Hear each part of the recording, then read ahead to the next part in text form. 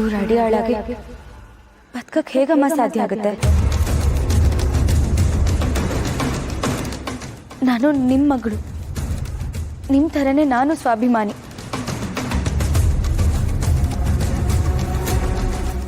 ಸಹಾಯಕ್ಕೆ ಹೆದರಲಿಲ್ಲ ನಾನು, ಇನ್ನು ಸಮಾಜಕ್ಕೆ ಹೆದರ್ತೀನ? ಅವರೆಲ್ಲ ಶಭಾಷ್ ಅನ್ನೋ ರೀತಿಯಲ್ಲಿ ಬದುಕಿ ನಾನು ತೋರಿಸ್ತೀನಿ. ಸರಿಯಾಗಿ ಹೇಳಿದೆ ಜಾನು.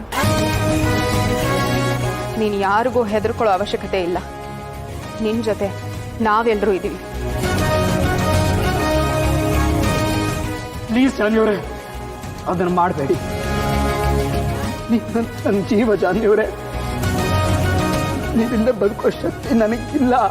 ನೀವು ಎಷ್ಟೇ ಪ್ಲೀಸ್ ಅಂದ್ರೂ ಅದರಲ್ಲಿ ಲಾಭ ಇಲ್ಲ. ಪ್ರೀತಿ ಸಿಗದೆ ಬದುಕ್ತೆ ಅಂತ ಹೇಳಿದ್ರಿ, ಆದರೆ ಆ ಪ್ರೀತಿ ಸಿಕ್ಕಾದ್ಮೇಲೆ ಅದನ್ನು ಹೇಗೆ ಉಳಿಸ್ಕೋಬೇಕು ಅಂತ ಗೊತ್ತಿಲ್ಲದಿರೋರ ಜೊತೆ ನಂಗೆ ಬದುಕೋಕ್ಕಾಗಲ್ಲ.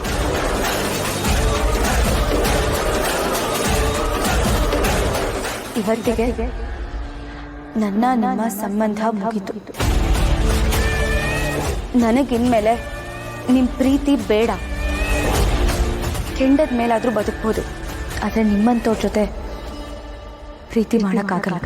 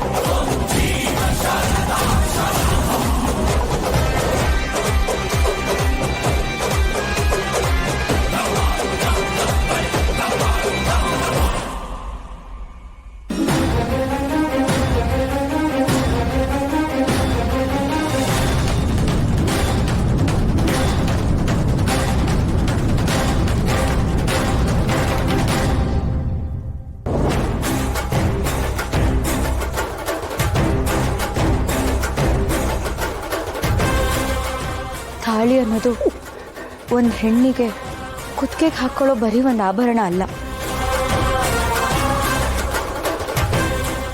ಅದು ಪ್ರೀತಿ, ನಂಬಿಕೆ, ವಿಶ್ವಾಸದ ಮೇಲಿರೋ ಸಂಕೇತ.